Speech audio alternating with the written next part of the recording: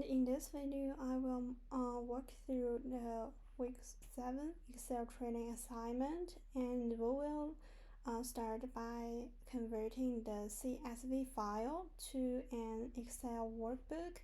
Then I will use the VLOOKUP to create new variables, simulate failure times with the normal distribution, and finally calculate summary statistics and a confidence interval. So let's get started. And first I will open the CSV, and in this way I will click the Save As and change it to become the Excel workbook, which is .xlsx, and this will allow me to use all the Excel features like the formulas, chart, and pivot tables. So more convenient. So next I will create two new columns, which is the mean and the standard deviation. So to fill them, I will use the VLOOKUP function to extract the values from the reference table on the right, which is from this one. And remember, we should lock this one. This is very important. So in the E2, we should enter this formula, which is VLOOKUP, and C2, which is the kitchen, and the K2 to M7. And the reason I should give I add up the symbol, which is like kind of dollar. It means I lock this thing and it will not change. And the reason why I will use the C2 is because I should in this one we can see that I change all the character to be exactly same as the column K.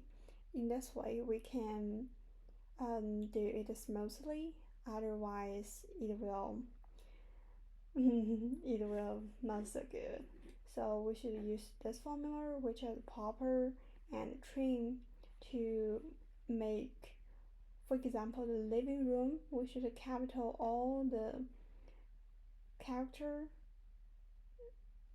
in the first place, so living room become living room.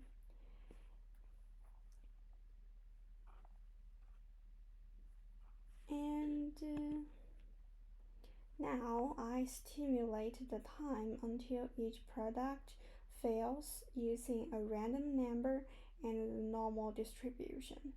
So first I will create the same the random number,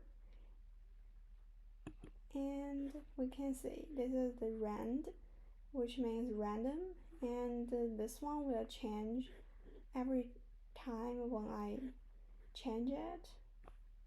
And then I will use the normal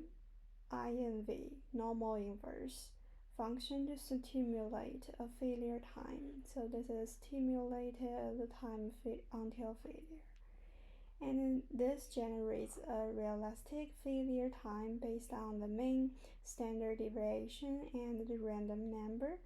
I then drag the formula down to apply them to all rows. So now I will calculate the summary statistics to understand the overall failure pattern. So I will use the formula, which is the average function, to calculate the mean of all stimulated failure times. So I will input the H2, which is the stimulated time until failure on the column H, and then I will calculate the standard error using the standard point S, and divided by the SQRT and including the count. So finally, I will compute the 95% confidence interval using 1.96 times the standard error. So the reason why I will use the 1.96 is because it's the constant. This is the standard constant, and it's usually used to calculate the 95% confidence interval. And this is the lower bound, and this is the upper bound. So in this video, I demonstrate how to use Excel functions such as the VLOOKUP, random, and normal inverse to stimulate product failures. So then I showed how to summarize the data and calculate a 95% confidence interval. So thank you for watching.